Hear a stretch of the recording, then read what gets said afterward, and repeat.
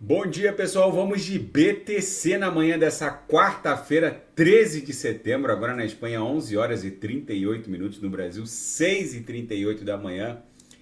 Gente, vejam o martelinho que a BTC está desenhando aqui no semanal.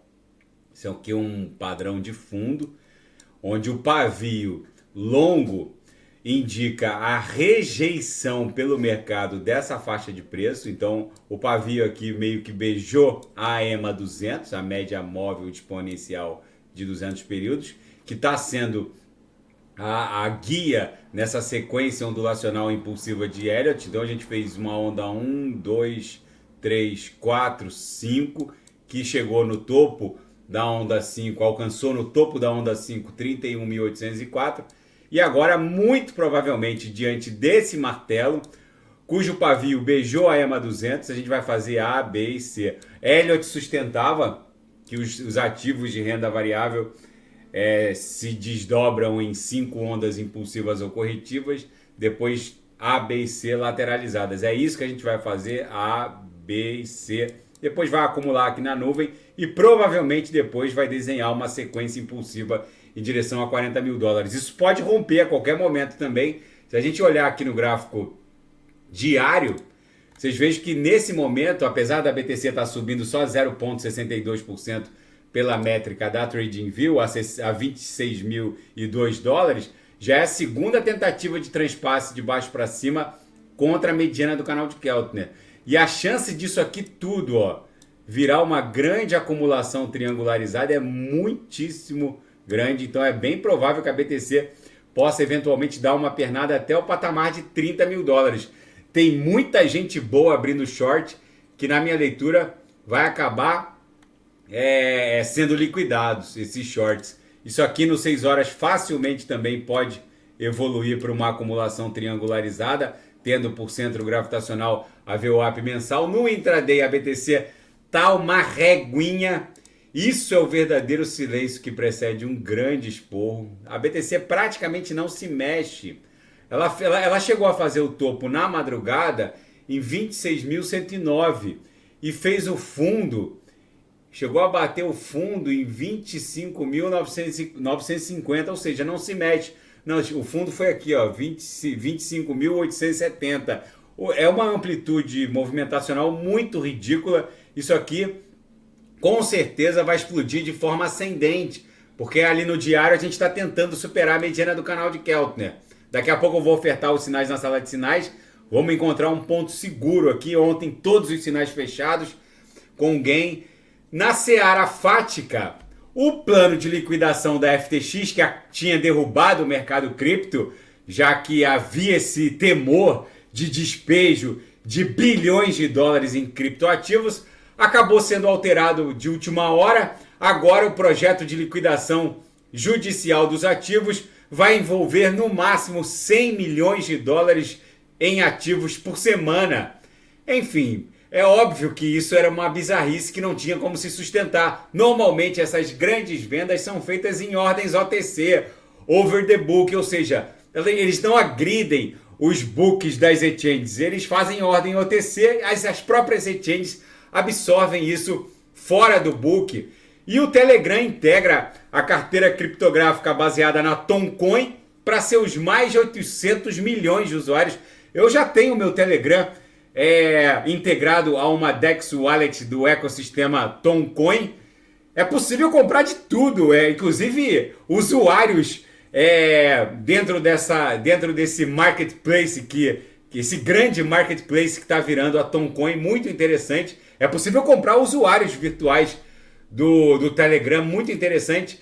E os Estados Unidos são o único país do mundo em que as startups criptográficas devem evitar. Eles também, a legislação e os órgãos reguladores praticamente expulsam essa indústria inovadora criptográfica. E com certeza lá na frente principalmente alguns parlamentares republicanos estão reportando que os Estados Unidos terão sérios problemas em termos de avanço nessa indústria e até em termos de expansão da sua própria economia, já que eles estão rejeitando todo um segmento de uma indústria emergente. Até o Brasil é muito melhor para receber uma startup criptográfica do que os Estados Unidos. O Brasil, que normalmente não é um país assim, normalmente é hostil, é difícil abrir uma startup, uma empresa no Brasil.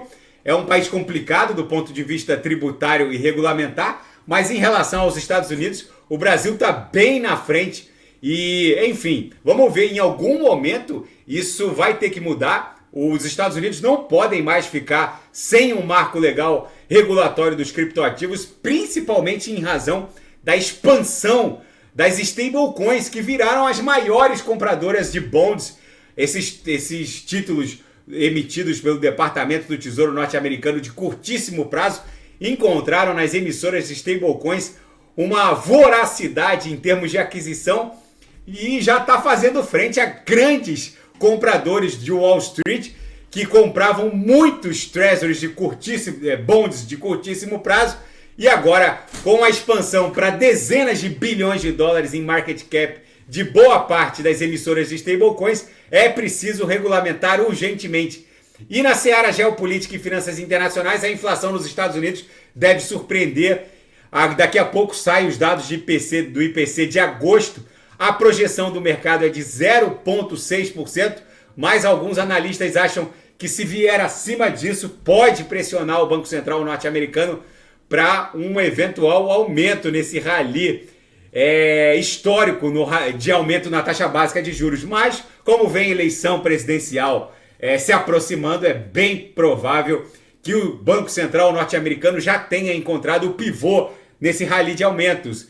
E a União Europeia abriu investigação contra a China por subsidiar as fabricantes de veículos elétricos. Não é à toa que o Elon Musk não sai da China. Enfim, a ascensão das fabricantes de veículos elétricos chinesas ameaça a produção ocidental. E o Kim Jong-un se encontrou com Vladimir Putin. Ambos possuem o artefato nuclear. O presidente russo disse ao líder norte-coreano que vai integrar Pyongyang no projeto de envio de satélites, e inclusive militares e satélites espiões. Kim Jong-un disse a Moscou que tem total apoio o Pyongyang dá total apoio à luta sagrada de Moscou contra o Ocidente. Enfim, foi uma reunião no mínimo bizarra. Ambos possuem o artefato nuclear. O mundo está virado numa hecatombe nuclear. Aqui no Diário a gente está tentando romper a mediana do canal de Keltner. Se conseguir romper, só vai parar lá no centro gravitacional da nuvem, na projeção, na altura da MM200 ali, que vai se encontrar com o centro gravitacional da nuvem, na altura de 28 mil dólares. Seria a nossa resistência mais imediata. A chance disso aqui no Diário evoluir para uma grande cunha deixa no radar a possibilidade da BTC explodir até 30 mil dólares. Daqui a pouco eu volto, vou fazer Atom, Binance Coin, XTZ, o gás e o token de governança da rede Tezos. E quem quiser sugerir alguma análise é só colocar nas mensagens abaixo. Grande abraço, até daqui a pouco.